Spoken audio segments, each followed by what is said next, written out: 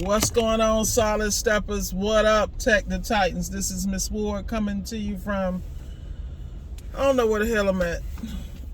I'm probably about 40 miles from Ocala,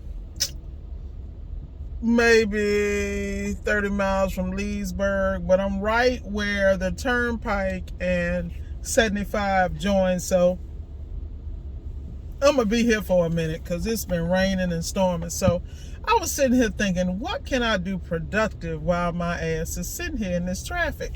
So what I want to talk about is adding value.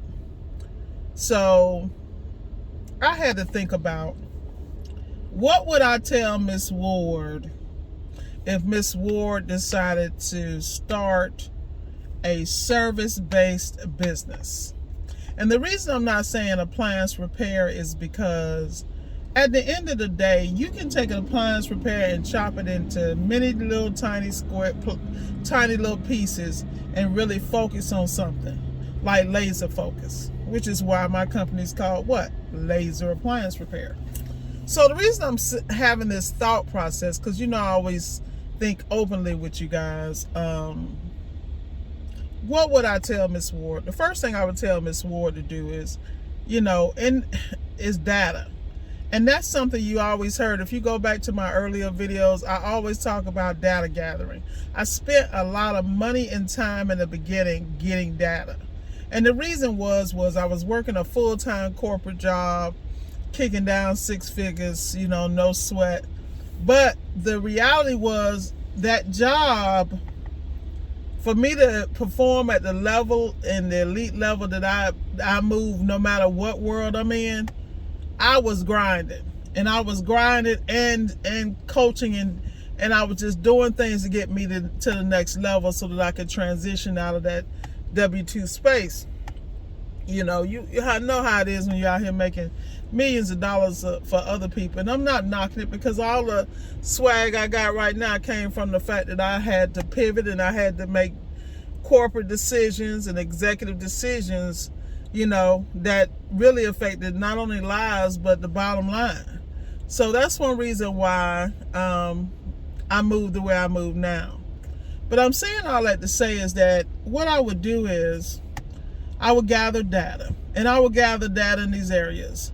I would look at where I am and where I want to open, and I would research, number one, how many companies in my area, what their reviews are, how much are they penetrating the market, and if they really got their game together. How would I do this? I'd pick up the phone, call, get some quotes, see how they answer the phone. I would, kind of look at the demand and the ability of them to service that demand. Why am I saying that? Like I have always said, for those of you who are technicians and you're working for somebody else and you really want to get out on your own, there's several ways to do that, but I think you really need to focus on what you can turn and what you can turn quickly. What is the appliance that I can repair quickly, efficiently, with little or no recall?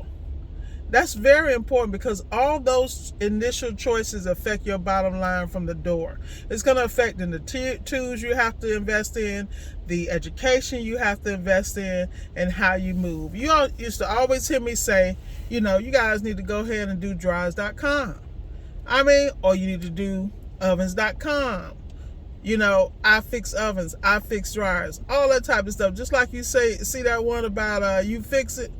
The reality is, it's enough business in each individual. That's why you see so many people that go to Seal Systems, because for some people, the Seal System, people are willing to pay you unlimited amounts of money, because the world is behind over here in reference to the training and having the staff and having the clients, having the support systems in place to service all the Seal systems that go down on a daily basis. You would not believe the places I get calls from to come out and service, and we will pay anything. That's a very delicate situation. So that's why I say you need to figure out what's in demand. You need to get trained up in that to the point where you can do this shit in your sleep. And then you need to not only charge accordingly, you need to charge whatever the market will bear. See, that's the difference between me and so many other people. I am charging what the market will bear, and I have no qualms about it. Because in business, favor ain't fair like everything else in life. But if I had to start it all over, that's the first thing I do. I do the research. Secondly, I get my skill set so tight so I'll be running mine. I'll be going to work with someone else for basically free. And the reason I be doing that is because you're being paid by the exposure and the experience. And the reason why I say that is that that's basically what I did. I would ride with people. I would be shadowing them. And I would, number one, not do the shit I can't stand people doing. You know, while you at a customer house, don't be asking questions X, Y, Z, because you're affecting that person's business. Like, people don't understand when people, this is why we charge for our ride-alongs, because you're interrupting our business when we have to explain X, Y, and Z. We're also taking a chance because you're going into customers' homes with us and X, you know, this is just what it is. This is business. So I would tighten up the skill set. Once I tighten up the skill set, I would realize that I am not going to get lazy and trifling like so many other people I know and act like I know everything, that I will continuously stay up on top of it. That's my commitment. So how do you do that? It's so many ways to do it, but you need to have all the stuff like Service Matters, MSA, Appliantology. I'm just saying all the stuff I got. Recently, Frigidaire. I know I'm forgetting somebody, but then you got USA. I mean, it's just, it makes no, and then of course my brothers over at Service Alliance, they got everything. That's a one-stop shop. That's like the best bargain in the world. But the reality is you need to have, let me not drop that Smart HQ. Anybody that don't have Smart HQ, you an idiot. Per me. You're damn right I said it. It makes no sense. How can you go look at an appliance, not have the latest technology? What you gonna do when you install boards and you need to update and program them? Like, I don't understand these people. The world is going to the place where none of these boards are gonna be programmed. We're gonna have to plug them in, and then we're gonna have to upload whatever the latest software, or else it is not going to run. That's where it's going. But you know, I digress. I'm not gonna try to convince the ignorant, because the reality is some people want to be ignorant. Stay your ass ignorant. The reality is y'all need to get it together. You think I want to be in this damn traffic? I'm nodding right now. Thank God it's slow, but I have goals and I got shit I got to do, so I ain't gonna complain about it.